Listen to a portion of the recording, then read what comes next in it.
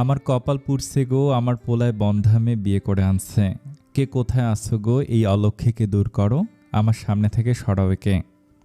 ঘরের দরজায় বসে অঝরে কাঁদছেন আর বিলাপ করছেন শেহনাজ পারভিন। মেহের সেদিকে তাকিয়ে স্থির হয়ে বসে আছে। তার চঞ্চল আখি জোড়ায় চঞ্চলতা আর নেই, সেই সতেজ হাসিটা মিলিয়ে গেছে। কিছু বলার মতো ভাষা তার নেই, কী বা বলবে সে, শক্ত হয়ে গেছে। শাহানাজ পারভিনকে ওঠানোর চেষ্টা করতে করতে একজন মহিলা বলতে লাগলেন, থাক আপা, এখন কেঁদে লাভ আছে? বলছিলাম সময় থাকতে থাকতে আমার অঙ্কিতার সাথে আরবাজের বিয়েটা দিয়ে দাও। শেহনাজ পারভিন মাথায় হাত দিয়ে কপাল চাপড়াতে চাপড়াতে বললেন, তোর কথাটাই শোনার দরকার ছিল রে বোন, তাহলে আজ আমারই অধপতন দেখতে হতো না। সে মধ্যবয়স্ক মহিলাটি দরজার কাছে এগিয়ে এসে মেহেরকে উদ্দেশ্য করে বলে উঠলেন, এই মেয়ে, তোমারও কি কোনো লজ্জা শরম নেই? জানো যে কোনোদিন বাচ্চা দিতে পারবে না, তবু একজনের গলায় ঝুলে গেলে। ওনার কথা শেষ হতেই মেহরাবের গাল বেয়ে পানি পড়তে লাগলো। চোখ জোড়া ভিজে যাচ্ছে, আর সহ্য করা যাচ্ছে না। ওই মহিলাটি আরও কত কথাই শোনাচ্ছে তাকে। ওনার কথার মাঝেই মেহেরের শ্বশুর শাহিন খান এসে ওনাকে উদ্দেশ্য করে বলতে লাগলেন, আহা থামো এবার নাজমা। সেই নাজমা নামক মহিলাটি এবার থেমে গেলেন, তবে মিনমিন গলায় বললেন, আমি তো ভুল কিছু বলছি না দুলাভাই, আপনি বিয়ে করিয়ে এনেছেন, এনেই কাজ শেষ। কপাল তো পড়ল আমার বোনের, আমার আরবাজের। শাহিন খান নাজমা বেগমের দিকে তাকিয়ে বলে উঠলেন, সে কথা তোমার না ভাবলেও চলবে। দেখলি আপা, দুলাভাই আমাকে আপন ভাবে না, ঘরের মানুষ ভাবে না, ন্যাকা কান্না করে। শেহনাজ পারভিন কান্না করতে করতে শাহিন খানের দিকে এগিয়ে গিয়ে রাগ নিয়ে বলতে লাগলো, এই লোকটা আমার ছেলের জীবনটা নষ্ট করে দিল। বিয়ের দাওয়াত খেতে গেছিল, দাওয়াত খেতে গিয়ে বিয়ে করিয়ে নিয়ে চলে এসেছে। এই অলক্ষীটার বিয়ে ভেঙেছে আর আমার আরবাজের ঘাড়ে এসে বসেছে। তাই বল আপা, এজন্যই তো আরবাজের গলায় ঝুলে গেছে। বিয়ে ভেঙেছে তাই আর না করেনি, সুযোগ পেয়ে ঝুলে গেছে। তার মধ্যে বড়লোক বাড়ির ছেলে, কি সাংঘাতিক দেখেছিস? এ ধরনের নানা রকম কথা বলছে নাজমা বেগম আর শেহনাজ পারভিন। শাহিন খান কোনো মতে সেটাকে সামাল দিচ্ছে। মেহের চুপচাপ বিছানার মধ্যেইখানে বসে আছে আর চোখের পানি ফেলছে। আজ তার বিয়ে হওয়ার কথা ছিল জানের সাথে, তার জেঠাতো ভাই। কিন্তু বিয়ের মাঝখানে হঠাৎ করে জানের মা এসে একটা হুলস্থুল বাঁধিয়ে দিলেন, জানকে নিয়ে যেতে লাগলেন। আর তার মা আটকাতে গেলে এমন এমন সব কটু কথা শোনালেন, যা মনে পড়তেই মেহেরের চোখ দিয়ে অঝোর ধারায় বইছে কান্না। কানের মধ্যে বাজছে সেই কথাগুলো, এমন মেয়েকে বিয়ে করবে কে? কাউকে পাইনি বলে ভেবেছ আমার ছেলের ঘাড়ে ঝুলিয়ে দেবে? ভাগ্যিস ঠিক সময়ে আমি সবটা জানতে পেরেছিলাম। লজ্জা করে না? কথা লুকিয়ে মেয়েকে বিয়ে দিচ্ছ। এই বন্ধাকে কে বিয়ে করবে? মুখ পোড়া অলক্ষী। একে যে ঘরে ঢুকাবে তার ঘরের আলো নিভল বলে। মেয়েলি গলা শুনে মেহেরের ভাবনায় ছেদ পড়ল। একটা মেয়ে এসে ঢুকেছে তার ঘরে। এই মেয়েটিকে এসে চিনে, শাহিন খানের ছোট মেয়ে মীরা। মীরার সাথে তার অনেকবার দেখা হয়েছে, কেননা শাহিন খান তার বাবার বন্ধু। তবে আরবাজের সাথে তার বাসায় দেখা হয়নি। সেই মানুষটা কোনো দিন তাদের বাসায় আসেনি, তবে এই বাসায় দেখা হয়েছিল। এক দুবার বেড়াতে এসে ব্যস্ত আরবাজের সাথে দেখা হয়েছে ঠিকই, তবে কোনোদিন কথা হয়নি। মীরা এসে মেহেরের পাশে বসতে বসতে বলল, আপু, তোমার কি খুব কষ্ট হচ্ছে? মেহের নিচের দিকে তাকিয়ে নাবোধক মাথা নাড়ালো। মীরা মেহেরের দিকে তাকিয়ে দীর্ঘশ্বাস ছেড়ে বলল, তোমার চোখ দেখে বোঝা যাচ্ছে তুমি যে কাঁদছ, আর সেটাই তো স্বাভাবিক। মায়ের হয়ে কি যে বলবো বুঝতে পারছি না। আপাতত বাবা অনেক কষ্টে মাকে ঘরে নিয়ে গেছে, হয়তো ধীরে ধীরে মায়ের ব্যবহারে পরিবর্তন আসবে। তুমি প্লিজ কেঁদো না। হঠাৎ করে সবটা হয়, ঘরটর সাজানো হয়নি। এ দিনটা নিয়ে সবারই কত স্বপ্ন থাকে। মেহের কিছু বলতে যাবে তার আগে দরজা খুলে প্রবেশ করলো আরবাজ। মীরা উঠে দাঁড়িয়ে বলল, আচ্ছা তবে আমি আসি, বলে বের হয়ে গেল। আরবাজ দরজা আটকে এসে দাঁড়িয়ে গেল আয়নার সামনে। ভাবলেশীন ভাবে নিজের মতো করে শার্টের বোতাম খুলতে খুলতে বলে উঠল, মিস মেহের। মেহের চোখ তুলে তাকালো আয়নার দিকে। এক সুদর্শন পুরুষ দাঁড়িয়ে আছে। লোকটা এতটা ফর্সা না, শ্যামলা গড়ন, তবে ওনার চুলগুলো বেশ সুন্দর, হয়তো জিম করে দেখে বোঝা যাচ্ছে, কেননা দেয়ালে টাঙানো লিচু ছবিতে সে বেশ মোটাসোটা ছিল, আর এখানে টাঙানো কিছু ছবিতে সে বেশ ফিট। তাকে শার্ট খুলতে দেখে মেহের চোখ সরিয়ে বলল, জি। ঘুমাচ্ছেন না কেন? আসলে আপনার জন্য নিশ্চয়ই আলাদা বিছানা পাতা হবে না, সোফায় শুয়ে পড়ুন।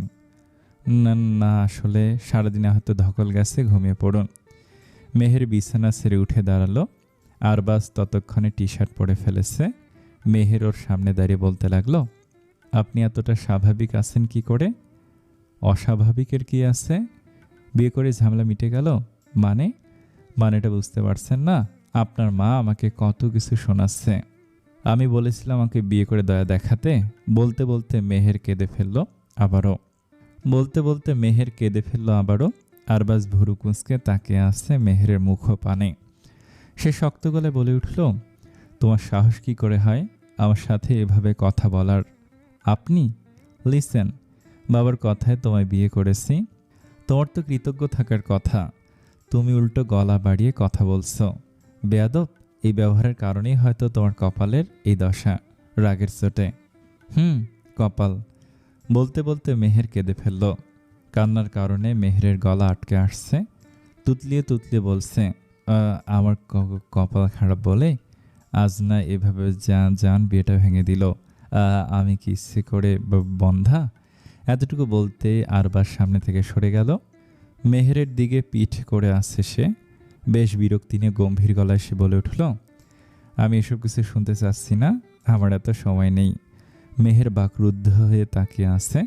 এসব কি বলছে আরবাজ? মেহেরের কথা শোনার মতো তার সময় নেই? তাহলে মেহের কার সাথে কথা বলবে? বিয়ের পর তো স্বামী আপন হয়, এখন আরবাজ ছাড়া তো তার আর কেউ নেই। আরবাজ আর কিছু বলার প্রয়োজন বোধ করল না। এত কিছু বলার মতো সময় তার নেই, তাই তো সে বিছানার এক পাশে গিয়ে শুয়ে পড়ল আর বলতে থাকলো, আমি কারোর সাথে বেড শেয়ার পছন্দ করি না। তুমি ছেলের সোফায় ঘুমাতে পারো, নয়তো নিচে অনেক জায়গা আছে। মেহের এসে বিছানার পাশে ফ্লোরে বসে পড়ল। বিছানার কোণে থাকা তার ফোনটা অনবরত ভাইব্রেট করছে। আরবাজ সেটা নিয়ে মেহেরের কোলে ফেলে বলল, স্টপ দিস ননসেন্স, আমার সকালে অফিস আছে, যেতে হবে। মেহের কিছু বলল না।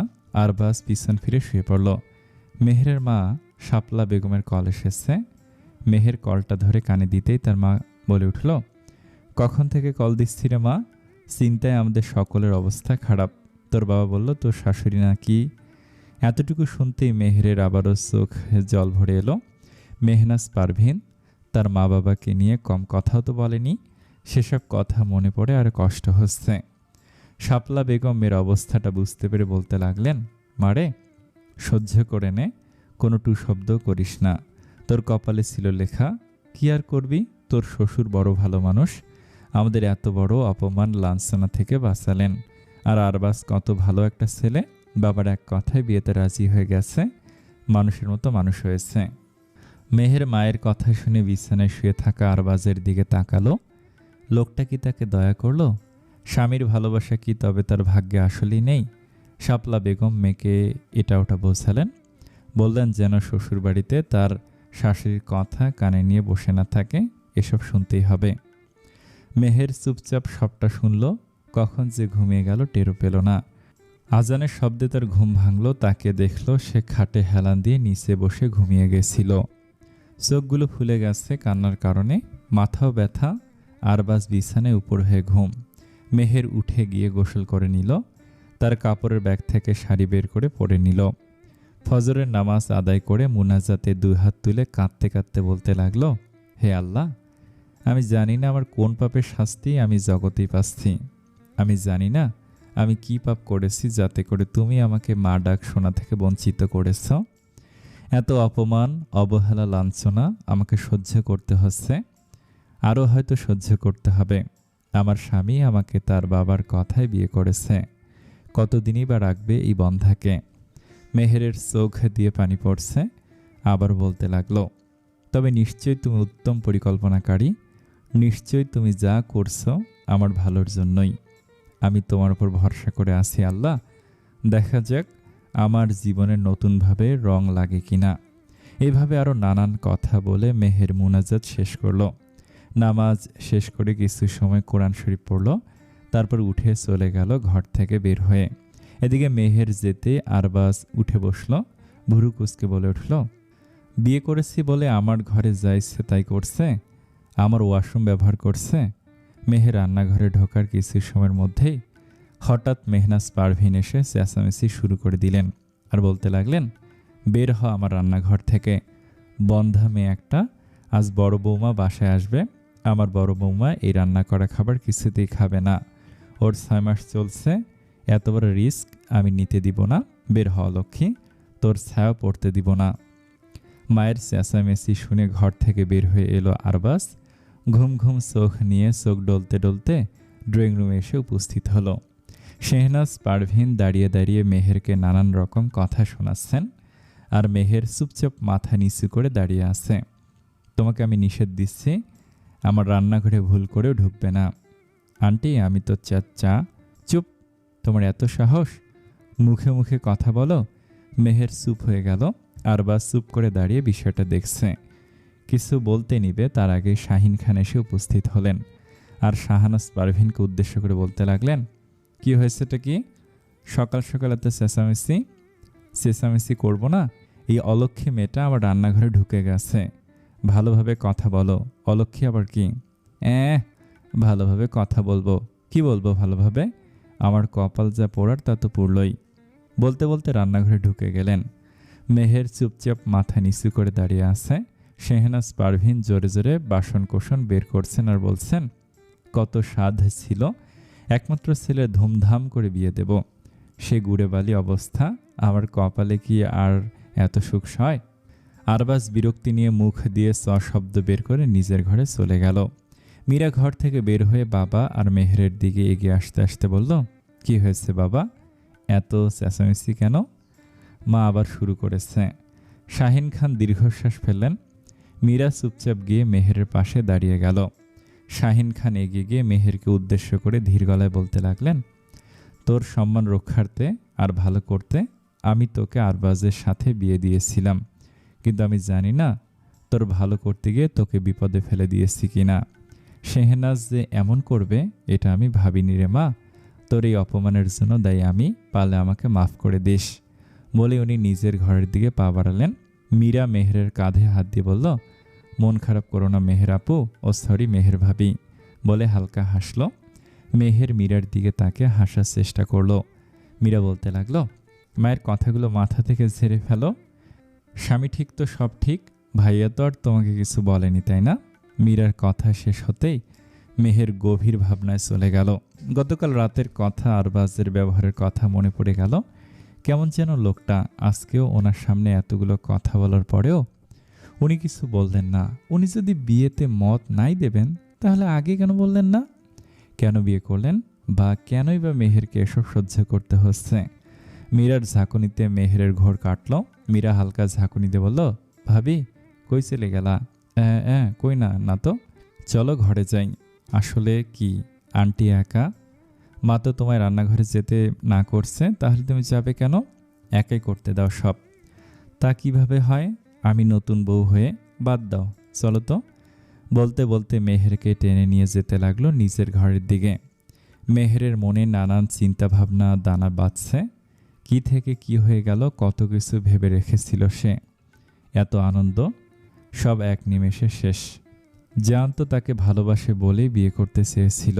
মেহের তো গিয়ে বলেনি তাকে বিয়ে করতে, জান নিজেই তার কাছে এসেছিল। তাহলে তার মা যখন তাকে টেনে নিয়ে যাচ্ছিল তখন কিছু বলেনি কেন? এই তার ভালোবাসা?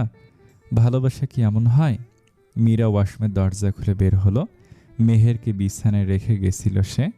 ফ্রেশ হয়ে বের হয়ে মুখ মুছতে মুছতে বলল, ভাবি এত কি যে ভাবছ তুমি? মেহের চুপচাপ মাথা নিচু করে আছে। মীরা মেহেরের সামনে দাঁড়িয়ে মেহেরের মাথাটা তুলে বলল, আবার কাঁদছ নাকি ভাবি? কই না তো, কান্না শুকিয়ে গেছে তাচ্ছিল্য হেসে। বেশ ভালো হয়েছে, চলো তোমাকে সাজাই। মেহের ভুরু কুঁচকে বলল, কেন? কেন মানে, আজ তোমার দ্বিতীয় বিয়ের দিন, তুমি সাজবে না? আজ তো তুমি তোমার নিজের বাড়িতে যাবে। না মানে? মেহের কি বলবে বুঝতে পারছে না। তাদের বিয়েটা তো এত ধুমধাম করে বা লোক জানিয়ে হয়নি। আরবাজের যে বিয়ে হয়েছে তা পাড়া মহল্লার মানুষও জানে কি না তাও সন্দেহ। এত রাত করে এসেছে। আরবাজের মা তো তাকে বাড়ির বউ হিসেবে মানেই না। তাহলে কিভাবে তাকে আর আরবাজকে? এতটুকু ভেবেই মেহের দীর্ঘশ্বাস ছাড়ল। মীরা মেহেরকে ঝাঁকুনি দিয়ে বলল, উফ, আবার ভাবনায় চলে গেলে? বলতে বলতে মীরা তার সাজার জিনিসপত্র নিয়ে এসে মেহেরের সামনে বসে গেল। মেহের নাকচ করে বলল, না না, আমি সাজব না। ও মা, কেন? এখন কি সাজার সময়? তাহলে কখন? এই না তুমি এত বোঝো, আমাকেও বোঝাও। তাহলে এটা বুঝতে পারছো না যে বাড়ির এই সিচুয়েশনে সাজার মতো ওয়ে নেই। কেন নেই ভাবি? বিয়ের পর শ্বশুরবাড়িতে তোমার প্রথম সকালটা স্পেশাল হবে, এটাই তো স্বাভাবিক। সব মেয়েরই এটা স্বপ্ন, কিন্তু আমার মা সেটা ভেস্তে দিচ্ছে। এটা আমি কি করে হতে দেই? ওনার ব্যবহারটাও হয়তো স্বাভাবিক, আজ অন্য কেউ হলেও হয়তো এটাই করতেন, আর আমার সাথে হলে ছি, এসব বলতে হয় না মীরা। তোমার কেন এমন হবে? আল্লাহ না করুক। এমন হলে মা কি দূর দূর করতো? করতো না।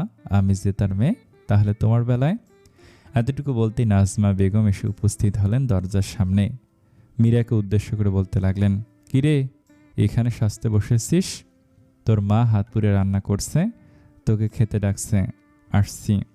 নাজমা বেগম গেলেন না, বরং ঘরে ঢুকে পড়লেন আর বলতে লাগলেন, নতুন বউ রান্নাঘরে না গিয়ে সাজতে বসেছে।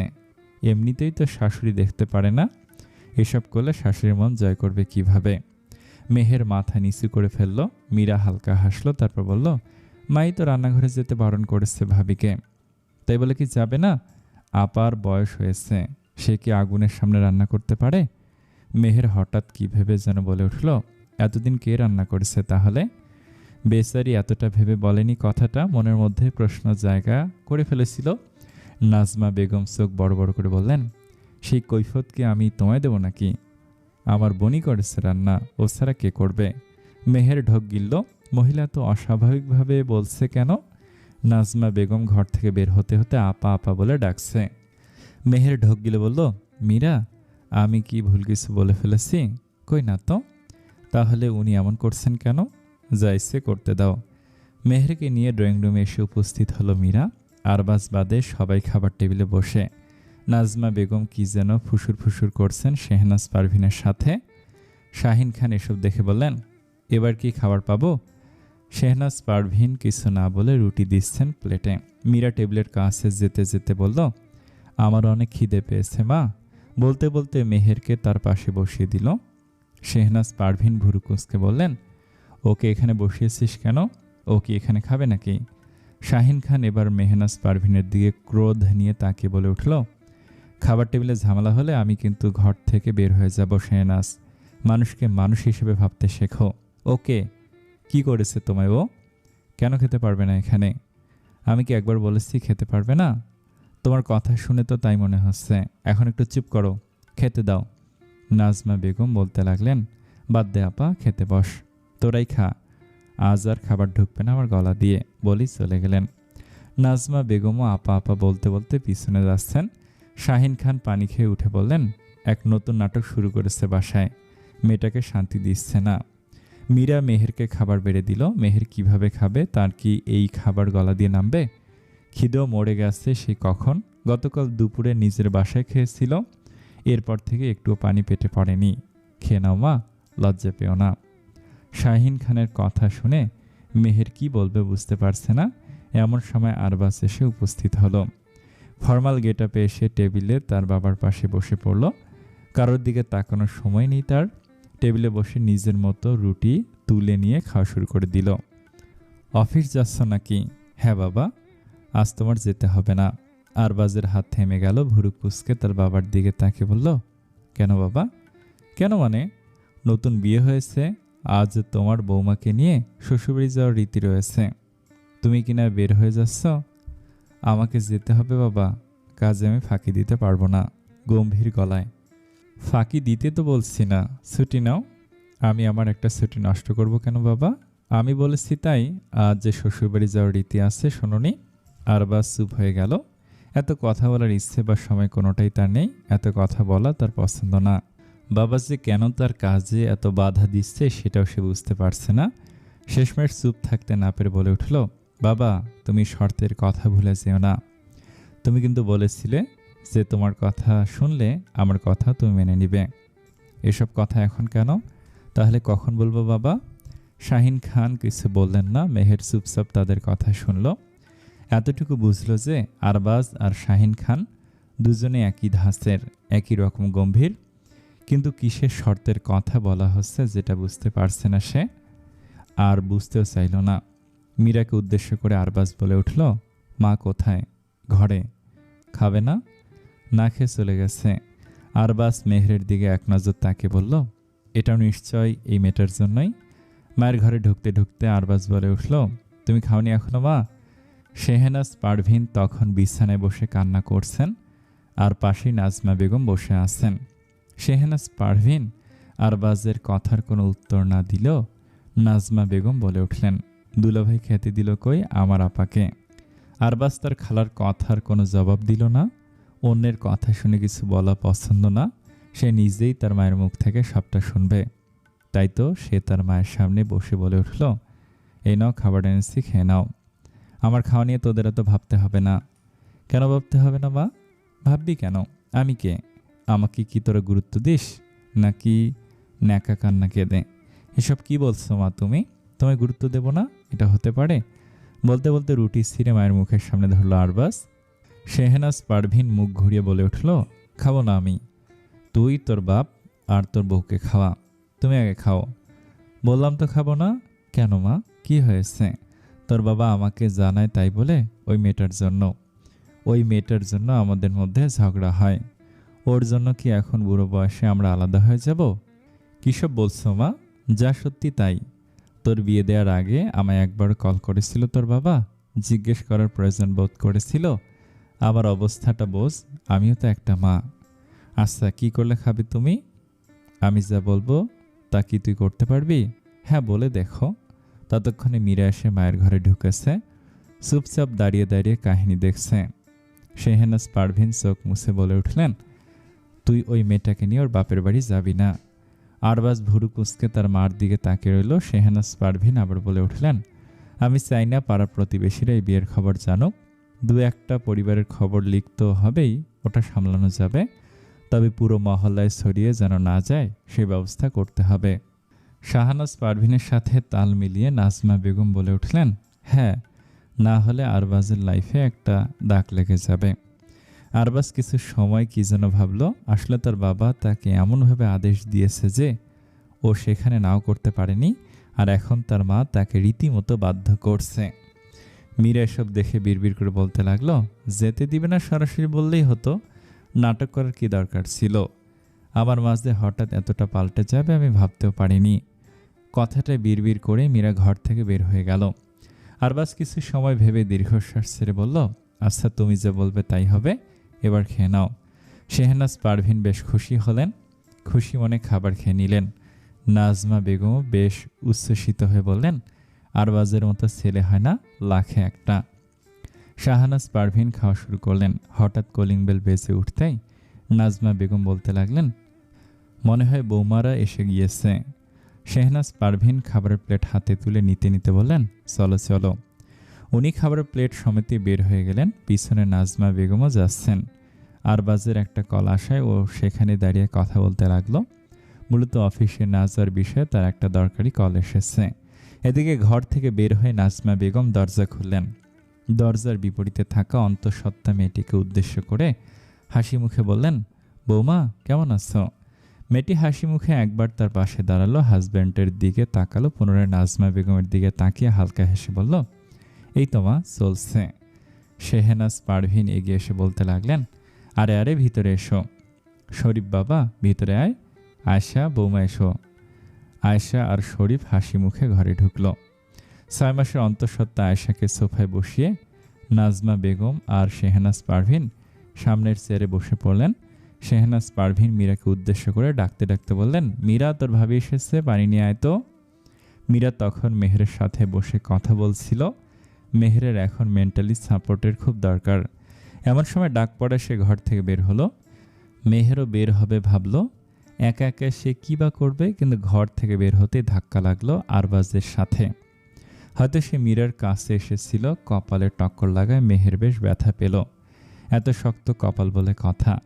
মেহের কপালে হাত ঘষতে ঘষতে বলল, ইস, দেখে চলতে পারেন না আপনি? তুমি এই ঘরে কি করছো? যাই করি না কেন, মীরার ঘরেই সকাল থেকে বসে আছে। কি ফোন দিয়ে আসছে? আরবাজের তেরামার্কা কথা শুনে মেহেরের রাগ হলো। এমনিতেই তো রাগ ছিল শাশুড়ির ওপর। বেশ রাগ নিয়ে দাঁতে দাঁত চেপে সে বলে উঠল, ঘরে বসে বসে ফোন দিয়ে আটার মতো মেয়ে মানুষ আমি না। সেটা আপনার পরিবারই বেশি হয় হয়তো। আরবাজ বুঝল না যে কথাটা তার মাকে উদ্দেশ্য করেই বলা হয়েছে। তে ভুরু কুচকে বলল, মানে? কিছু না। আরবাজ আর কিছু না বলে মীরার ঘরে ঢুকল। ততক্ষণে মেহের সেখান থেকে চলে গেছে। ড্রয়িং রুমে এসে দেখতে পেল পরিবারের সবাই সেখানে উপস্থিত, শুধু সে আর আরবাজ বাদে। আর শাহিন খান কিছু একটা বলছে, কথাটা এমন, হুট করে সবটা হয়ে গেল বুঝলি শরীফ। এখন আমি চাইছি যদি আবার অনুষ্ঠান করে বউ ভাত দিয়ে দেয়া হয় তাহলে তো ভালোই, সবার জানাজানি হবে এবং পজিটিভলি। আর আজ তো যাবেই বাপের বাড়িতে। ঠিক তখনই মীরা এসে মেহেরের পাশে দাঁড়িয়ে বলল, এই যে এটা নতুন ভাবি। মেহের সবাইকে সালাম দিল। আয়েশা শরীফের দিকে তাকিয়ে কি যেন ইশারা করলো। তারপর হালকা হেসে মেহেরকে উদ্দেশ্য করে বলল, খালু মশাই, ভাবি তো মাশাআল্লাহ সুন্দরী আছে। ভাবি, এদিকে আসুন না। মেহের কি বলবে বুঝতে পারছে না। মীরা পাশ থেকে বলল, এটা নাজমা খালার ছেলের বউ। মা অনেক আদর করে, শরীফ ভাইয়াকে নিজের ছেলের মতো ভাবে, তাই আয়েশা ভাবিরও খাতির বেশি। যাও। বিড়বিড় করে বলা কথাগুলো মেহের শুনল। পা বাড়িয়ে যেতে নিবে এমন সময় শেহনাজ পারভিন বলে উঠল, তুমি এদিকে কেন যাবে? এতক্ষণ ধরে সবটা শুনেছি বলে কি যা ইচ্ছে তাই করবে? তুমি ওর কাছে যাবে না। শাহিন খান ভুরু কুচকে বললেন, কেন শেহনাজ? কেন মানে? দেখছো না বৌমা অন্তঃসত্ত্বা? তাতে কি হয়েছেটা কি? আয়শা অবাক হয়ে জিজ্ঞেস করলো, তাতে কি হয়েছে খালামণি? আমি নতুন বউকে দেখবো না? আমি কি কাছে গিয়ে দেখবো? না না, তোমার উঠতে হবে না। নাজমা বেগম আয়শার পাশে বসতে বসতে বললেন, একটা কাহিনী আছে অনেক বড়, পরে বলছি তোমাকে। কাহিনী যাই হোক না কেন মা, আমি অন্তঃসত্ত্বা বলে আমার কাছে আসবে না, এটা কেমন নিয়ম? আপনারাও তো পাশে বসে আছেন, আমরা রকি এক হলাম। শাহিন খান হেসে ফেললেন, সাথে মীরাও হাসতে হাসতে বললেন, তাহলে কি তোমরা মেয়ে না? বেশ ভারী ভারী কথা হচ্ছে সেখানে। শেহনাজ পারভিন কিছু বলতে যাবেন তার আগে আরবাজ এসে উপস্থিত হলো। আর কিছু বলার সুযোগও পেলেন না। আরবাজ এসে শরীফের সাথে কুশল বিনিময় করে আয়েশাকে উদ্দেশ্য করে বলল, ভাবি, প্রিন্স নাকি প্রিন্সেস? আল্লাহ জাদায় ভাই, আমার কিন্তু প্রিন্স লাগবে। সবাই আবারও হাসি তামাশায় মেতে উঠল। মেহেরকে নিয়ে বেঁধে যাওয়া একটু আগের কুরুক্ষেত্রটা চাপা পড়ে গেল। মীরা এসে ততক্ষণে ফিসফিস করে মেহেরকে আয়েশার ব্যাপারে সব বলছে।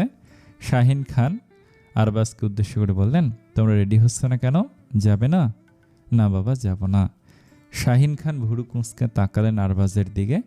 আরবাজ বেশ স্বাভাবিকভাবে বলেছে কথাটা। নাজমা বেগম আর শেহনাজ পারভিন বেশ খুশি হলেন।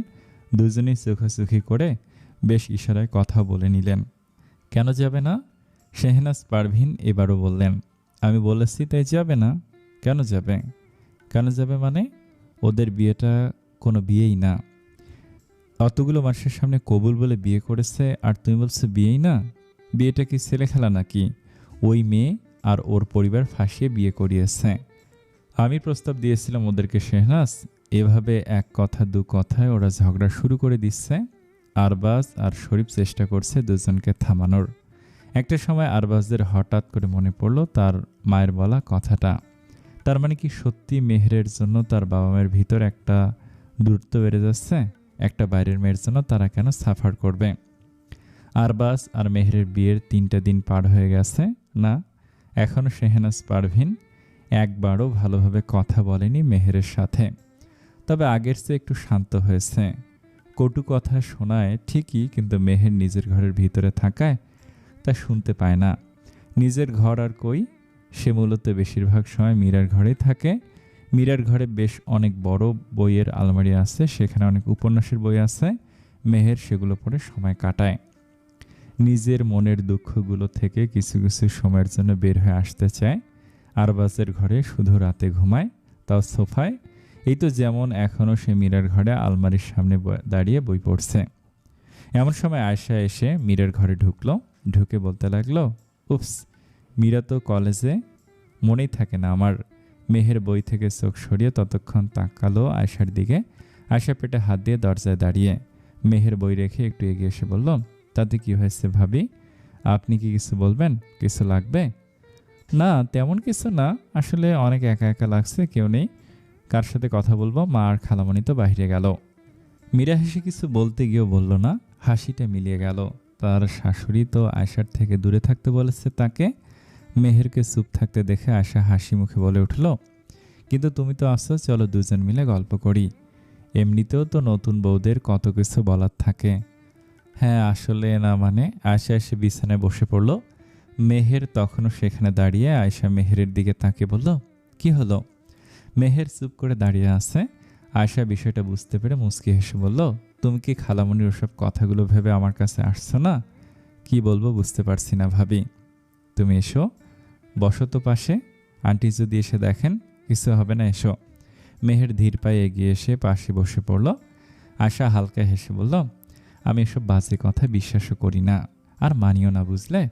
মেহের মাথা নিচু করে ফেলল। আয়শা আবার বলল, মানুষের অসুখ বিসুখ থাকতেই পারে, তোমার যে সমস্যা আছে সে কথা মা আমায় বলেছেন, কিন্তু তাই বলে এই সমস্যা থেকে আমার বাচ্চার ক্ষতি হবে, এটা নিতান্তই কুসংস্কার মাত্র।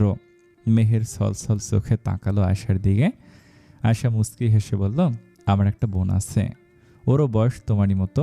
আজ যদি ও তোমার জায়গায় থাকতো, আমি না সবসময় অন্য মানুষের সাথে নিজের পরিবারের মানুষের কিছু বৈশিষ্ট্য পেলে তাদেরকে আপন করে ফেলি, যেমন তোমাকে। ধন্যবাদ ভাবি, আপনি আমার বিষয়টা বুঝতে পারছেন হয়তো। পেরেছি অনেকটাই। এখন তুমি এটা বলো তো, বিয়ে ভাঙলো কিভাবে, আর কিভাবেই বা কি? সেসব কথা এখন আর মনে করে লাভ আছে? মলিন গলায়, বাপরে, এত লাভ লোকসান দেখলে হবে বলো তো? ঘটনা বলো শুনি। মেহের মাথা নিচু করে আসছে। আবারও সেসব কথা আর ঘটনাগুলো মনে হচ্ছে। মেহেরের গলা কাঁপছে। আয়শা নিজেই বলল, আচ্ছা আমি জিজ্ঞেস করি, জানকে? আমার কাজিন। কাপা গলায়, ও আচ্ছা, ওর সাথে বিয়ে ঠিক ছিল তাই না? আসলে ও আমার পিছনে প্রায় কয়েক মাস ঘুরেছে, প্রপোজ করেছে, তবু আমি হ্যাঁ বলিনি, কারণ তেমন কিছু ফিলে আসিনি ওর প্রতি কোনো দিন, এসবে জড়াতেও চাইনি।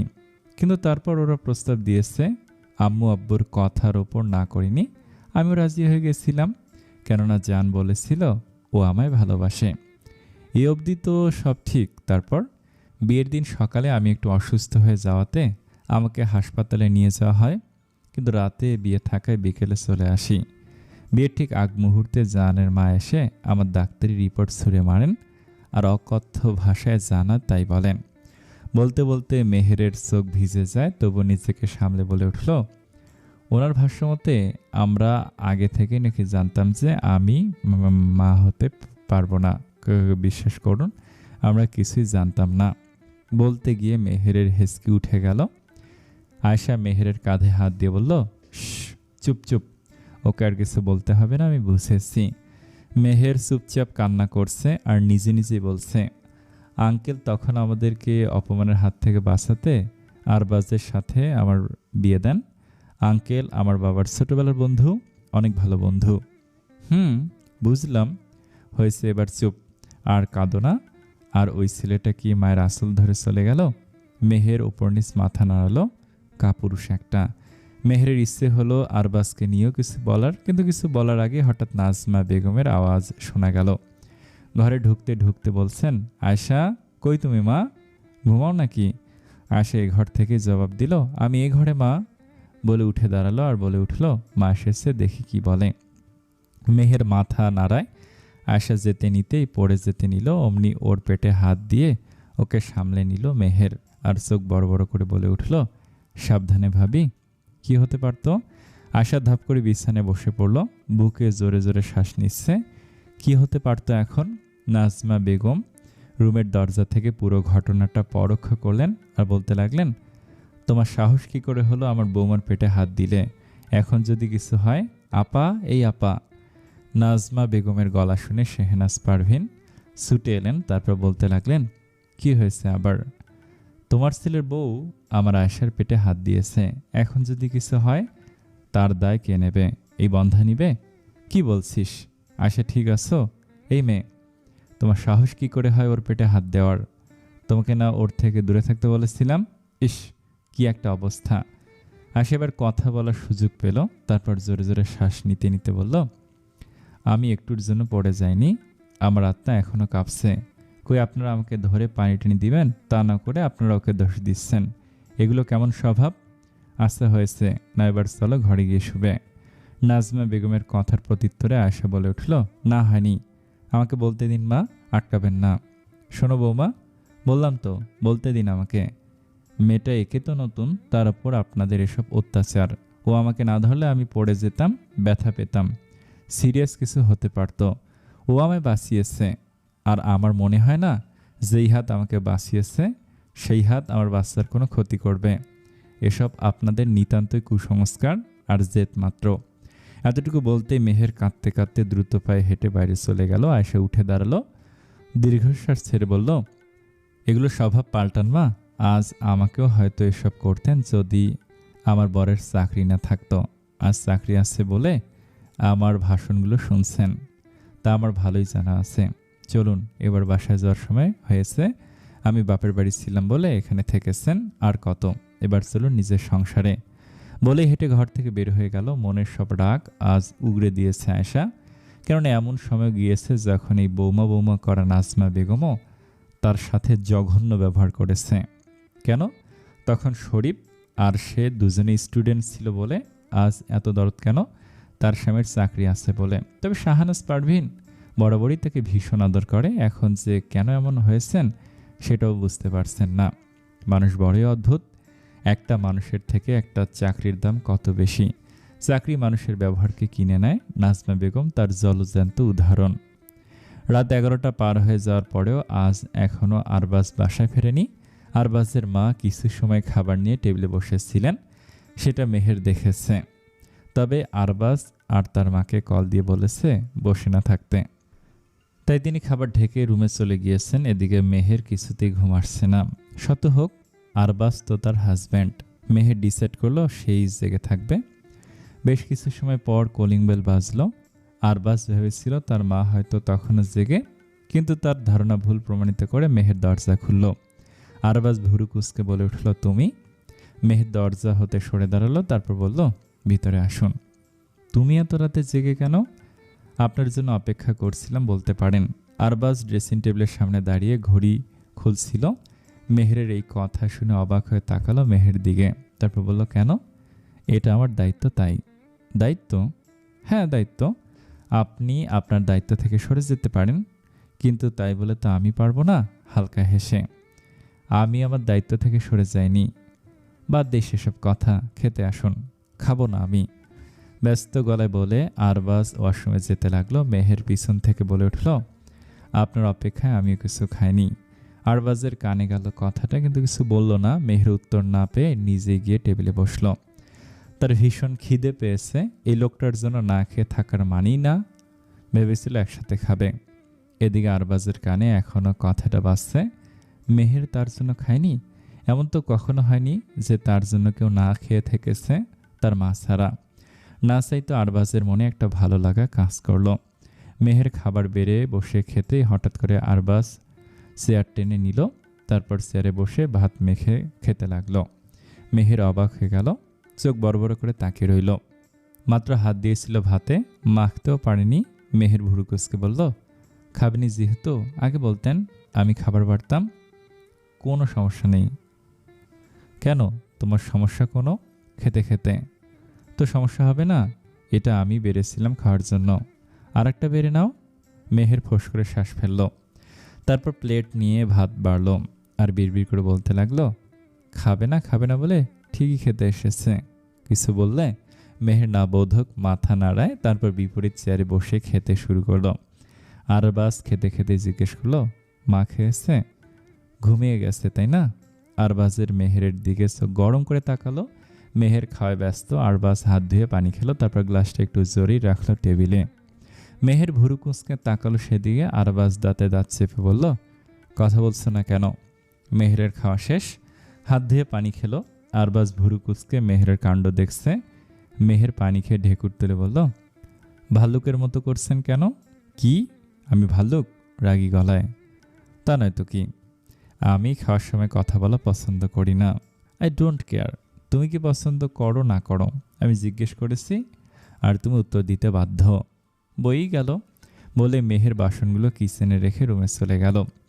আরবাজ তখনও ভুরুকুটি করে তাকিয়ে আছে। এই মেয়েটা তার সাথে এমন ব্যবহার করছে কিভাবে? তার বাবা মায়ের সামনে তো একদম ভেজা বিড়াল হয়ে যায়। ভেবে পায় না আরবাজ। এগিয়ে যায় রুমের দিকে। মেহের গিয়ে সোফায় বালিশ রেখে শুয়ে পড়ল। আরবাজ ঘরে ঢুকে এক নজর সেদিকে তাকালো, তারপর বিছানায় শুয়ে ড্রিম লাইট জ্বালিয়ে দিল। মেহের মুখ দিয়ে শব্দ করে বলল, ইস, লাইট নিভান, আমি কাজ করব এখন। আশ্চর্য, এত রাতে লাইট জ্বেলে কাজ করবেন আপনি? হ্যাঁ অবশ্যই, তোমার সমস্যা থাকলে অন্য রুমে গিয়ে শুতে পারো, বলে আরবাজ ফোন বের করে দেখতে লাগলো। মেহের ঘাড় তুলে দেখলো একবার, তারপর বিড়বিড় করে বলল, এভাবে জ্বালানোর মানেটা কি? আরবাজ তখনও ফোন স্ক্রল করছে। মেহেরের আবার লাইটে ঘুম হয় না। বিরক্তি নিয়ে বলল, আচ্ছা, আপনার কি কাল অফিস নেই? সেটা তোমার না ভাবলেও চলবে। মেহের ওপাশ ফিরে শুয়ে পড়ল, মনে মনে আরবাজকে সেই রকম গালি দিচ্ছে। এদিকে আরবাজ আর চোখে মেহেরের দিকে তাকিয়ে বাঁকা হাসলো আর ভাবতে লাগলো, আমাকে ভাল্লুক বলা? আরবাজ হাত বাড়িয়ে পাশ থেকে গ্লাস নিয়ে জগ থেকে পানি ঢেলে চুমুক দিতে কাশি উঠে গেল। কাশতে কাশতে বেচারার চোখ মুখ লাল হয়ে যাচ্ছে। কাশির শব্দে মেহের উঠে বসলো সোফা থেকে, বলল, কি হলো আবার, ঠিক আছেন? আরবাজের কাশি থামলো। ভাঙা গলায় বলল, তুমি আমার মনে মনে গালি দিচ্ছ তাই না? বলেছে আপনাকে। কথাটা বলে মেহের মনে মনে ভাবলো, বুঝলো কেমনে? আরবাজ রাগী গলায় বলল, আমায় মনে মনে বকছো বলেই তো আমি বিষম খেলাম। আশ্চর্য, আপনি কি মনোবিজ্ঞানী? একদম কথা ঘোরাবে না। রাত বিরাতে আপনি আমার সাথে ঝগড়া করছেন কেন? নিজে যক্ষা বাঁধিয়ে বসে আছে মনে হয়, সেটা বলে না। Shut up, you shut up. আরবাজের রাগ উঠে গেল, ফোনটা পাশে রেখে উঠে দাঁড়ালো। মেহেরের কাছে যেতে যেতে বলল, কি বললে তুমি? মেহের ঢোক গিলল, মুখের ওপর বালিশ চেপে ধরে বলল, কিছু না, গুড নাইট। আরবাজ এসে টেনে মেহেরের মুখ থেকে বালিশ সরিয়ে বলল, তোমার সাহস কিভাবে হলো তুমি আমাকে শাট আপ বলো? আপনি তো বলেছেন আমি আর তুমি সেম না। কেন? আপনিও মানুষ, আমিও বুঝছি আমি মানুষ, কিন্তু আপনি তো ভাল্লুক। আবার আমায় ভাল্লুক বললে? দাঁতে দাঁত চেপে বলে আরবাজ সোফার ওপরের দিকে থাকা সুইচ চেপে লাইট জ্বালিয়ে দিল। মেহের বিরক্তি নিয়ে তাকে বলল, উফ, কি যে শুরু করেছেন আপনি? আপনার মা উঠে দেখলে তো পরে বলবে আমি আপনাকে ঘুমাতে দিচ্ছি না। ওঠো। কেন?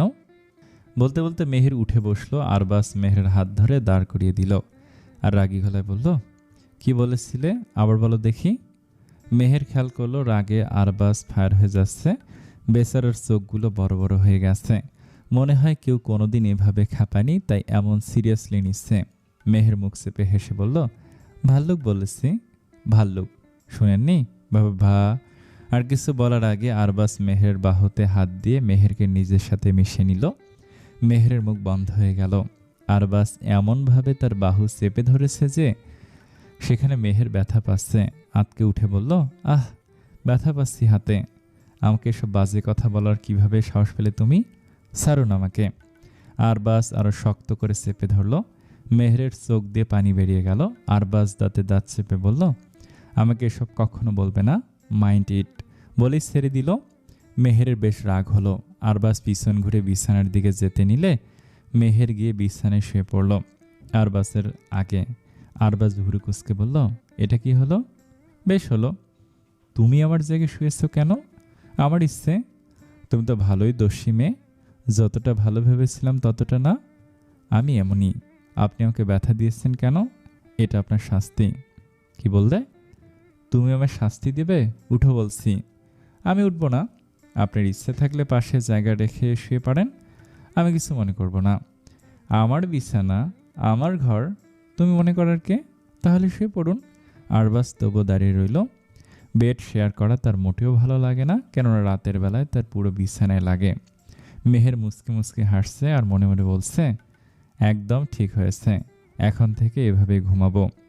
আরবাজ আবার বলল, তুমি কি উঠবে না? না, আপনার সমস্যা হলে সোফায় যান। আরবাজ মেহেরকে কোলে তুলে নিল।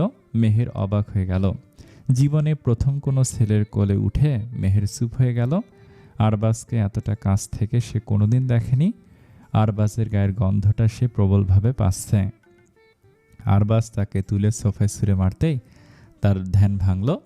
আরবাজ আবার বিছানায় যেতে নিলে মেহের আবারও দৌড়ে চলে গিয়ে বিছানায় শুয়ে পড়ল। এবার আর সে উঠবে না। কি নাটক শুরু করলে তুমি? মেহের চুপ করে আছে। অগত্যা আরবাজকে সোফাতেই শুতে হলো, না হলে এই মেয়ে তার ইজ্জত নিয়ে টানাটানি শুরু করে দিবে। আরবাজ চোখ বন্ধ করতে মেহেরের মুখটা ভেসে উঠল। মেহেরকে যখন নিজের সাথে চেপে ধরেছিল, মেহেরকে কাছ থেকে পর্যবেক্ষণ করেছিল। মেয়েটার ঠোঁটের নিচে ছোট্ট একটা তিল আছে, যে কারোর সর্বপ্রথম নজর যাবে সেই তিলটায়। আরবাজ চোখ খুলে ফেলল, বিছানার দিকে তাকিয়ে দেখল মেহের ঘুমিয়ে গেছে। আরবাজ লাইট অফ করে দিল। এদিকে লাইট অফ করার পর গিয়ে মেহেরের ঘুম এলো। এতক্ষণ ধরে তার বুকটা ধরস ধরস করছিল। আরবাজের এতটা কাছে ছিল সে, ভাবতে লজ্জায় লাল হয়ে গেল। পরক্ষণে ভাবল, দুস বাদ দে, ঘুমা মেহের।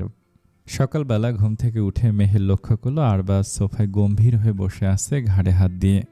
মেহের একবার তাকে চোখ সরিয়ে নিল, ওয়াশরুমে গিয়ে ফ্রেশ হয়ে বের হলো। সে বের হওয়ার পরে আরবাজ ঢুকলো ফ্রেশ হতে। মেহের চুল আঁচড়াচ্ছিল, কিন্তু সে খেয়াল করল আরবাজ ওয়াশরুম থেকে বের হওয়ার পরেও ঘাড়ে হাত দিয়ে রেখেছে। আর থাকতে না পেরে মেহের জিজ্ঞেস করেই বসল, আপনার কি ঘাড় বেঁকে গেছে? আরবাজ জবাব দিল না, নিজের মতো করে টাওয়াল নিয়ে মুখ মুছে চলেছে। মেহের ঠোঁট টিপে হেসে বলল, না মানে আপনি তো এমনি ঘাড়তারা, এখন মনে হচ্ছে পুরোই ঘাড়তারা হয়ে গেছেন, বলে হো হো করে হাসতে লাগলো। আরবাজ রাগ নিয়ে তাকিয়ে রইল মেহেরের দিকে। কিছু বলতে যাবে, কিন্তু মেহেরের হাসিটা দেখে আটকে গেল। মেহেরকে এভাবে হাসতে দেখে সে কখনো দেখেনি। খিলখিল করে হাসছে মেয়েটা, সবসময় তো কাঁদতেই দেখত, আজ প্রথম এতটা খোলামেলাভাবে হাসতে দেখল। মেহের তুড়ি বাজিয়ে বলল, কি ঘাড় সোজা হয় না? বলে আবারও হাসতে লাগলো। আরবাজ দাঁতে দাঁত চেপে বলল, সকাল সকাল আমাকে রাগিও না। ওকে ওকে, মুখ চেপে হেসে আরবাজ নিজের মতো তৈরি হতে লাগলো অফিস যাবে বলে, তবে ঘাটটা কিছুটা বেঁকিয়ে। মেহের পারছে না পেটে ধরে হাসতে। আরবাজকে এতটা ফানি লাগছে তার কাছে। আরবাজ তো পারছে না ওকে খেয়ে ফেলতে। মেয়েটা এত জ্বালাচ্ছে কেন তাকে? আরবাজের উচিতই হয়নি তার বাবার কথা শুনে এই ঝামেলাকে উঠিয়ে আনার। এখন তো রুম দখল করে তাকে জ্বালিয়ে মারছে। খাবার টেবিলে বসা মাত্রই আরবাজ খেয়াল করলো মেহের অনেকটা দূরে দাঁড়িয়ে আছে। সবাই খেতে বসেছে। আরবাজ কিছু বলতে যাবে, তার আগে শাহিন খান বলে উঠলেন, মেহের তুমি দূরে কেন মা? তুমি এসে বসে পড়ো। মেহের একবার তার শাশুড়ির দিকে তাকালো। উনি বেশ গম্ভীরভাবে খাবার বাড়তে ব্যস্ত। নাজমা বেগম আর তার ছেলে বউর প্লেটে রুটি দিচ্ছেন। মেহের জোরপূর্বক হেসে বলল, না আঙ্কেল, আমি পরে খেয়ে নেব, মীরাও তো এখনো বাকি। বলেই মীরার ঘরের দিকে চলে গেল। শাহিন খান আর কিছু বললেন না। তিনি ভালোই বুঝতে পারলেন যে মেয়েটা শেহনাজ পারভিনকে ভয় পেয়ে খেতে বসেছে। কেননা কথার জ্বালা বড় জ্বালা, এর চেয়ে দুবেলা না খেয়ে থাকা ভালো। কিন্তু খেতে বসে কথা শুনলে এটা এমনভাবে আঘাত করে যে কলিজা ফেটে যাওয়ার মতো অবস্থা হয়। আরবাজও আর কিছু না বলে খাওয়া শুরু করলো। শাহিন খান বলতে লাগলেন, আরও কয়েকদিন থাকতে পারতে তোমরা শরীফ। নাজমা বেগম খুশি হয়ে বললেন, আমিও তো কিছুদিন আমার বোনের সাথে থাকতে। নাজমা বেগমের কথাটা শেষ হওয়ার আগেই আয়শা বলে উঠল, আমাদের এবার বাসায় যাওয়া উচিত, এমনিতেও আমার অনেক ধকল গেছে। নাজমা বেগম চুপ হয়ে গেলেন। শরীফ বলতে লাগলো, আমারও ছুটি প্রায় শেষ, আর বাকি 2 দিন আমি ভাবছি আয়শাকে সময় দেব। শাহিন খান হেসে সায় দিলেন। নাজমা বেগম আর কিছু বললেন না। মীরা আর মেহের গল্প করতে করতে এসে উপস্থিত হলো টেবিলের সামনে। এদিকে আরবাজের ঘাড় খানিকটা বাঁকানো দেখে শরীফ হেসেই বলল, তুই এমন ঘাড় বেঁকে আসিস কেন ভাই? মেহের সেখানেই ছিল, হঠাৎ মুখ ফসকে বলে বসল, আসলে উনি ঘাড়তারা তো, তাই আল্লাহ সত্যি সত্যি। এতটুকু বলে জিভ কেটল মেহের। মীরা হা হয়ে তাকিয়ে আছে মেহেরের দিকে তাকিয়ে, তারপর ফিক করে হেসে দিল। এমনকি আয়েশা, শরীফ আর শাহিন খান হেসে ফেললেন। নাজমা বেগম মুখ চেপে হাসছেন। আরবাজ ভুরুকুচকে তাকালো মেহেরের দিকে। দেখা গেল শেহনাজ পারভিন রাগনে বললেন, তুমি আমার ছেলেকে ঘাড়তারা বলো কোন সাহসে? মেহের চুপ করে মাথায় নিচু করে ফেলল। শেহনাজ পারভিন ছেলের মাথায় হাত বুলিয়ে বললেন, তুই খাতো বাবা। আরবাজ মেহেরের দিকে চোখ সরিয়ে খাবারে মনোনিবেশ করলো। আয়শা তবু হাসি হাসি মুখে শুধালো, এই আরবাজ, বলছি তোমার ঘাটটা বেঁকে গেছে কিভাবে, মানে কারণটা কি? কথার মাঝে মীরা এসে মেহেরকে চেয়ারে বসালো। নিজের পাশে বসতে বসতে বলল, মনে হয় রগে টান খাইছে, তাই না ভাইয়া? আরবাজ গম্ভীর গলায় বলল, এক সাইডে শুয়েছিলাম। বিষয়টা এখানে স্টপ হয়ে গেল। সবাই যে যার মতো খেয়ে উঠে গেল। শরীফ তার স্ত্রীকে নিয়ে ঘরে চলে গেল, কেননা ওর রেস্টের প্রয়োজন। শুধু মীরা আর মেহের খাচ্ছে আর গল্প করছে। শেহনাজ পারভিন ছেলেকে বিদায় দিয়ে টেবিলের সামনে এসে উপস্থিত হলেন। শাহিন খান তখনও সোফায় বসে টিভি দেখছেন। শেহনাজ পারভিন টেবিলে থাকা প্লেটগুলো তুলতে তুলতে বললেন, বলছি আজ তো বিকেলে ওরা চলে যাবে, তাই বাজার থেকে একটা বড় দেখে ইলিশ মাছ এনো তো। নাজমা বেগম তখন সেখানেই ছিলেন। উনিও সায় দিয়ে বললেন, হ্যাঁ রে আপা, আমার না সরষে ইলিশ খেতে মন চাইছে। মীরা কি যেন কথা বলছিল মেহেরকে উদ্দেশ্য করে। মেহের হাত দিয়ে ইশারা করে সেটা থামিয়ে নাজমা বেগমকে উদ্দেশ্য করে বললেন, আন্টি, আমি রান্না করে দেব। নাজমা বেগম অবাক হয়ে বললেন, তুমি সরষে ইলিশ রাঁধতে জানো? জি, মোটামুটি সব রান্নাই জানি। নাজমা বেগম তার বোনের দিকে তাকালেন। শেহনাজ পারভিন ভুরু কুঁচকে তখনও প্লেট তুলছেন। প্লেট তোলা শেষে রান্নাঘরের দিকে যেতে যেতে বললেন, আমি আমার রান্নাঘরে কাউকে ঢুকতে দিব না। মেহেরের হাসিটা মিলিয়ে গেল। সে মাথা নিচু করে ফেলল। শাহিন খান তখন টিভি থেকে চোখ সরিয়ে মেহেরকে উদ্দেশ্য করে বললেন, তুমি আসলে রাঁধতে পারো মা? জি আঙ্কেল। শেহনাজ, ওকে একটা সুযোগ দিয়ে দেখতে পারো। শেহনাজ পারভিন রান্নাঘর থেকে উত্তর দিলেন, আমি আমার রান্নাঘরে কাউকে ঢুকতে দিব না বললাম তো। আর মেহেরের রান্না করার খাবার আমি আয়শাকেও খেতে দিব না। মীরা পাশ থেকে বলে উঠল, মা, বলছি যে খেয়েই দেখি না কেমন রাঁধতে পারে নতুন ভাবি। আর এসব কুসংস্কার মানার তো কোনো মানে নেই। শেহনাজ পারভিন রান্নাঘর থেকে বের হয়ে এসে মীরাকে বকতে লাগলেন। মীরা চুপ হয়ে গেল। নাজমা বেগম আর কিছু বলছেন না, নিজের মতো করে টিভি দেখছেন। সোফার পাশে দাঁড়িয়ে শাহিন খান উঠে এসে বললেন, বাজারের ব্যাগ দাও, আমি ইলিশ আনছি, আজ মেহেরি রান্না করবে। আমি আর একটা কথা বলবে না শেহনাজ। শেহনাজ পারভিন স্বামীর মুখের ওপর আর কিছু বললেন না। এতে ক্ষতি তারই, ছেলের সামনে তার মুখ নষ্ট। কিন্তু মেহেরকে রান্নাঘরে ঢুকতে দিতেও তার মন চাইছে না। মেহের আর মীরা খেয়ে উঠে গেল। মীরার সামনে পরীক্ষাতে মেহের চলে গেল মীরাকে সাহায্য করতে। প্রায় 2 ঘন্টা পর শাহিন খান বাসায় এলেন। মেহেরকে ডেকে তার হাতে বাজারের ব্যাগ দিয়ে বললেন, এর মধ্যে অনেক কিছুই আছে, তুমি তোমার মন মতো রান্না করো, কোনো কিছু লাগলে বলবে। তুমি তোমার মন মতো রান্না করো, কেউ কিছু বলবে না। কিন্তু একটা কথা। কি আঙ্কেল? তোমার শাশুড়ি যেন তোমার গালমন্দ করতে না পারে তেমনই রান্না চাই। আমার মুখ রেখো। জি আঙ্কেল। শাহিন খান মেহেরের কথা একবার হাত বুলিয়ে চলে গেলেন। প্রথমবারের মতো মেহের পা রাখলো তার শাশুড়ির রান্নাঘরে। সব কিছু অনেক পরিপাটি করে সাজানো গোছানো আর অনেক নিট আর ক্লিন। দেখে বোঝাই যাচ্ছে তার শাশুড়ি বেশ সুন্দর করে গুছিয়ে রান্না করেন, এজন্যই এতটা সুস্বাদু হয়। মেহের বাজারগুলো বের করলো। এর মধ্যেই শেহনাজ পারভিন এসে উপস্থিত হলেন নাজমা বেগমকে নিয়ে। তারপর বলতে লাগলেন, শোনো, আজ তোমাকে কেউ কিছু বলে দিবে না, দায়িত্ব যখন নিয়েছো ভালো করে রান্না করবে। নাজমা বেগম সাই দিয়ে বললেন, হ্যাঁ, আমরাও দেখি তুমি ঠিক কেমন রান্না পারো।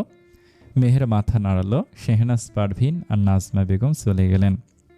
অনেকদিন পর রান্নার কাজ থেকে ছুটি পেয়ে শেহনাজ পারভিন আর নাজমা বেগম বের হয়ে গেলেন কিছু কেনাকাটার উদ্দেশ্যে।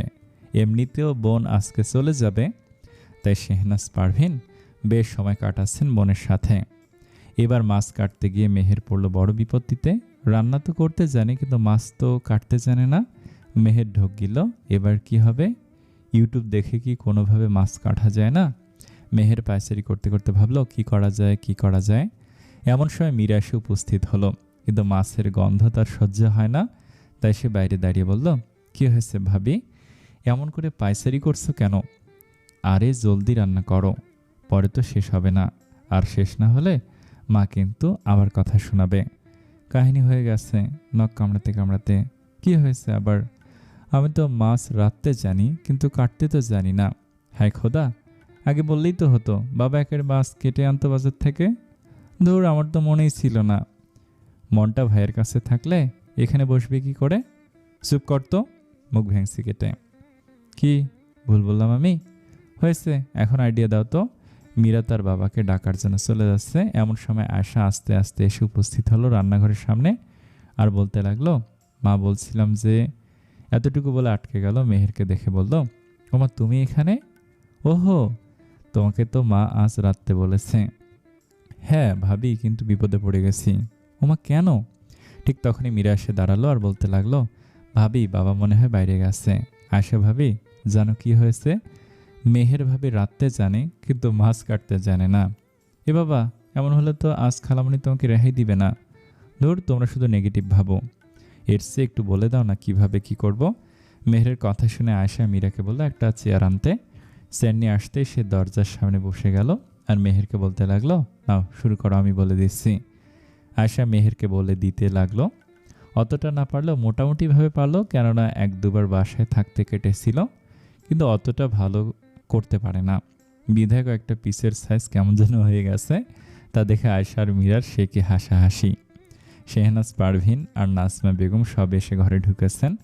ওদের হাসির শব্দ শুনে রান্নাঘরের সামনে এসে শেহনাজ পারভিন বলতে লাগলেন, এই তোমার রান্না তাই না? বড় বৌমা বলে বলে দিচ্ছে। না খালামণি, তুমি ভুল বলছো। আমি তো দেখছিলাম যেন মেহের কারোর থেকে হেল্প নিতে না পারে, কিভাবে কি রাখছে তাই দেখছি। বিষয়টা ধামাচাপা দিয়ে কোনো মতে আয়শা বলল, চলো তো দেখি কি কি কিনে এনেছ। এভাবে বলে কয়ে বিষয়টাকে পাত্তা না দিয়ে সবাই বের হয়ে গেল রান্নাঘর থেকে। মেহের দীর্ঘশ্বাস ছাড়ল। এমাত্রই তাকে কতগুলো কথা শুনতে হতো। বেঁচে গেল একটুর জন্য। মনে মনে আয়শাকে থ্যাঙ্কস জানালো। সারাদিন মেহেরের মনমরা হয়ে কাটে। মাতৃত্বের স্বাদ হলো মেয়েদের জীবনের সবচেয়ে বড় পাওয়া, আর মেহের সেই স্বাদ গ্রহণ করতে পারবে না। এর চেয়ে বড় দুঃখ আর কী বা হতে পারে মেহেরের জন্য। এইভাবে সারাদিন মেহেরের মন খারাপ থাকে। আর তাছাড়া যে মানুষটা তাকে স্ত্রীর স্বীকৃতি দেয়নি, কিভাবে পারবে মেহের তার সাথে সারা জীবন কাটাতে? তার শাশুড়িও তাকে পছন্দ করেন না। হঠাৎ মীরার ডাকে মেহের ধ্যান ভাঙল। মীরা এসে মেহেরের কাঁধে হাত দিয়ে বলল, একা একা বারান্দায় দাঁড়িয়ে কি করছো ভাবি? মেহের দীর্ঘশ্বাস ছাড়ল, মুচকি হেসে বলল, কিছু না মীরা, তুমি কি কিছু বলবে আমায়? আজ কলেজ নেই আমার, তাই আজ সারাদিন তোমার সাথেই থাকবো। আন্টি একা একা রান্না করছেন, আমি কি যাব? মা তো তোমায় যাওয়ার পারমিশন দেয়নি ভাবি। যেসে বকা খেতে চাইছো? পারমিশন দেয়নি ঠিক আছে, কিন্তু গতকাল থেকে একবারও তো নাও করেনি। হ্যাঁ, আমার কি মনে হয় জানো? কি? মা তোমার রান্না খেয়ে বশ হয়ে গেছে বলে মীরা হো হো করে হাসতে লাগলো। মেহের চোখ রাঙালো, তারপর বলল, মজা করিও না তো। আচ্ছা বাবা, করলাম না। আচ্ছা ভাবি, ভাইয়ের সাথে কেমন যাচ্ছে? বলে মেহেরকে মজার ছলে কাঁধে নিজের কাঁধ দিয়ে ধাক্কা দিল মেহের। মেহের কোনা চোখে তাকে বলল, আজ তুমি বেশ মজার মুটে আছো তাই না? হ্যাঁ তা ঠিক, এখন বলো না। উফ, কি বলবো? ওই যে ভাইয়ের সাথে কেমন যাচ্ছে। সবটা জেনেও কেন এমন বলছে মীরা? মানে কিছু হয়নি এখনো? কি হবে? প্রেম ভালোবাসা কিছু জাগেনি? ওই ভাল্লুকের ভালোবাসা জাগবে আমার প্রতি? হুম, ভাল্লুক? মীরা আরেক দফা হেসে দিল। এদিকে মেহের বেশ সিরিয়াস। তা দেখে মীরা কোনো মতে হাসি থামে বলল, আচ্ছা বুঝলাম, এখনও তাহলে কিছুই হয়নি। আচ্ছা ভাবি, একটা প্রশ্ন করি। তুমি চাও না ভাইয়ের সাথে সংসার করতে? মানে তোমার মন কি চায়? মেহের কিছুটা সময় নিল। বারান্দায় কোনো বসার মতো জায়গা নেই। মেহের ঘরে ঢুকলো। বিছানায় বসতে বসতে বলল, ভালোবাসা হলো দুটি মনের মিলন, আর সংসার হয় ভালোবাসার বন্ধনের মাঝে। এখন দুইটা মনের মধ্যে যদি মিলই না থাকে, তাহলে ভালোবাসা হবে কিভাবে? আর সংসারই বা হবে কিভাবে? তাহলে তুমি থাকতে চাও না আমার ভাইয়ের সাথে? সেটা না, আমার বিয়ে একবারই হয়েছে। আমার ভাগ্যে আরবাজের নাম লেখা ছিল বলেই সে আমার স্বামী। এখন বিয়েটা যেভাবেই হোক না কেন, সে তো আমার স্বামী। কিন্তু মীরা, সে যদি আমায় না চায়, তাহলে কি আমি জোর করে থাকতে পারবো? আর তাছাড়া তুমি তো জানোই আমার সমস্যার বিষয়ে।